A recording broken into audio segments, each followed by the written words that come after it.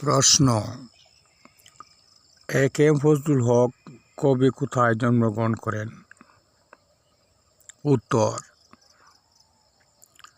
এ K M Fazlul হক আবুল কাসেম ফজলুল হক 1873 সালে 26শে October Barishal বিভাগের ঝালকাঠি জেলার রাজাপুর উপজেলার সাতুরিয়া ইউনিয়নের সাতুরিয়া মিয়াবাড়ি জন্মগ্রহণ করেন। তার আদি পৈতৃক নিবাস ছিল বরিশাল জেলার বানারীপাড়া উপজেলার ছাকার গ্রামে। তিনি কাজী মোহাম্মদ ওয়াজেদ এবং সাইদুন্নেসা খাতুনের একমাত্র পুত্র ছিলেন।